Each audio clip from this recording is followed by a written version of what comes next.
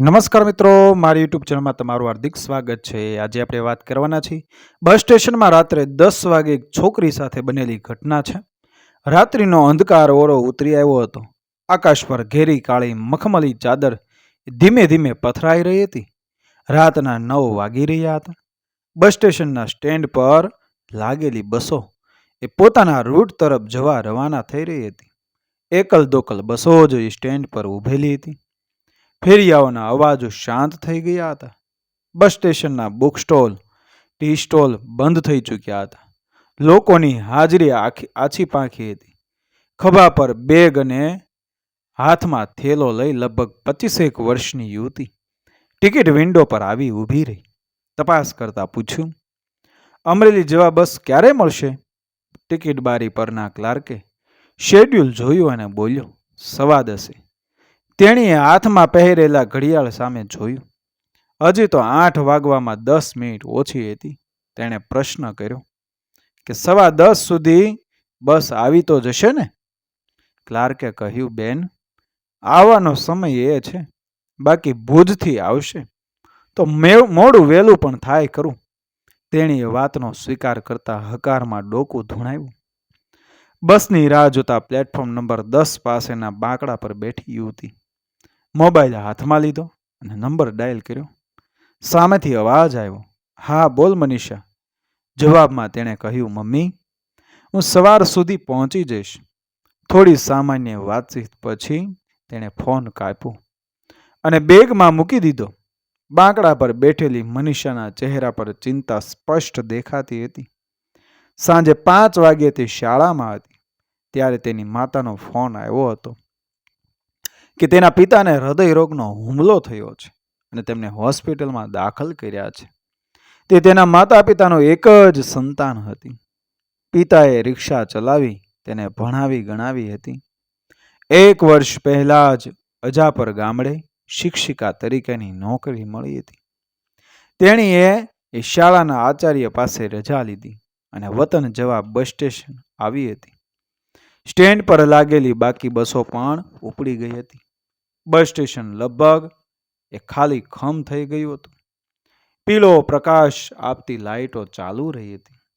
મનીષાએ ચારેય બાજુ નજર ફેરવી। સુનકાર ફેલાયેલો હતો। પવન થોડો ઠંડો થયો હતો। પવનની ગતિમાં ઉડતા કચરાના ટુકડા આમ તેમ રખડતા રઝળતા હતા। તેણે ઘડિયાળમાં જોયું કે 9:20 થઈ હતી। રાત, સુનકાર અને કેટલાક વાંચેલા કિસ્સાઓ તેના મગજમાં હળવે હળવે ટકોર મારી રહ્યા હતા। તે વિચારમાં હતી કે ત્યાં એક લાંબો પડછાયો તેના શરીર પર પડ્યો। તેણે નજર ઊંચી કરીને જોયું। ઊંચો બાંધો, પાતળો દેહ, વધી ગયેલી દાઢી, અસ્તવ્યસ્ત વૃક્ષ માથાના વાળ, મેલા ગયેલા કપડાં પહેરેલો 50 વર્ષની ઉંમરનો પુરુષ તેની પાસે આવી ઊભો હતો। તે જરા ગભરાઈ ગઈ। પુરુષે સ્મિત કર્યું। પાન મસાલાના ડાઘાવાળા દાંતનું સ્મિત પણ એક કદરૂપું હતું। ભારેખમ અવાજમાં પ્રશ્ન કર્યો, કઈ બસમાં વિનુણું આવી? એટલે કે કઈ બસમાં જવાનું છે? તેના જવાબમાં તે ચૂપ જ રહી। તે પુરુષને થયું કે કદાચ તે તેની વાત સમજી નથી લાગતી, એટલે પોતાની કઠોર લઢણ સાથે ગુજરાતીમાં પૂછ્યું, કઈ બસમાં જવું છે? મનીષાના શરીરમાં ડરનો પ્રવાહ પસાર થઈ ગયો। તેની આંખો પહોળી થઈ ગઈ। તેણે ચૂપચાપ પોતાનો સામાન ઊંચક્યો અને બાંકડા પરથી ઊભી થઈ ચાલતી થઈ। તે પુરુષ તેને જતા જોઈ રહ્યો। મનીષાએ આજુબાજુ નજર ફેરવી। પ્લેટફોર્મ નંબર 7 પાસે એક યુવક બેઠો હતો। તેના પહેરવેશ પરથી તે ભણેલો અને ગણેલો લાગતો હતો। તે તરફ ચાલી અને તેના સામેના બાંકડા પર જઈ બેઠી। મોબાઈલમાં વ્યસ્ત તે યુવાને તેની સામે જોયું અને ફરી મોબાઈલમાં વ્યસ્ત થઈ ગયો। 2-3 વખત તેણીએ મદદની ઉમ્મીદથી તેની તરફ જોયું, પણ યુવાનનું ધ્યાન માત્ર મોબાઈલમાં હતું। મનીષાની ડરથી ભરેલી નજર વારંવાર પ્લેટફોર્મ નંબર 10 તરફ જોઈ લેતી હતી। તે પુરુષ પોતે બેઠી હતી તે બાંકડા પર નિરાતે બેસી ગયો હતો। 10 મિનિટ પછી પ્લેટફોર્મ નંબર 7 પર એક બસ આવી અને ઊભી રહી। પેલો યુવાન ઊભો થયો। અને બસમાં બેસી ગયો. હવે સ્ટેશનમાં મનીષા અને બાકડા પર બેઠેલો તે માણસ જ હતા. મનીષાનો ડર વધી રહ્યો હતો. વિચારો, શંકા, કુશંકા, ડર, વાતો, વાર્તાઓ, મોબાઈલમાં આવતી રીલ્સ, હકીકતમાં બનેલી ઘટનાઓ તેના મગજમાં ઘૂમી રહી હતી.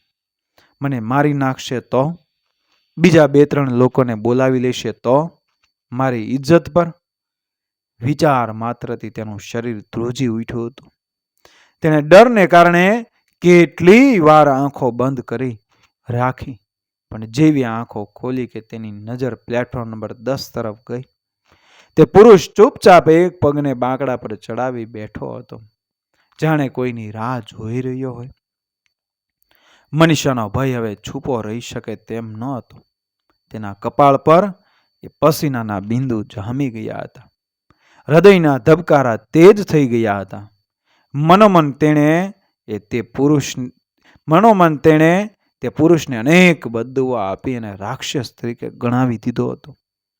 પોતાની જાતની રક્ષા માટે મનોમન ઈશ્વરને પ્રાર્થના કરવા લાગી હતી. ત્યાં દૂર સડક પર પીળા રંગનો ઉજાસ દેખાયો. તેને મોબાઈલમાં જોયું કે 10:15 વાગી રહ્યા હતા. તેને હાશકારો થયો. ઘડીકમાં ઉજાસ સ્પષ્ટ થયો.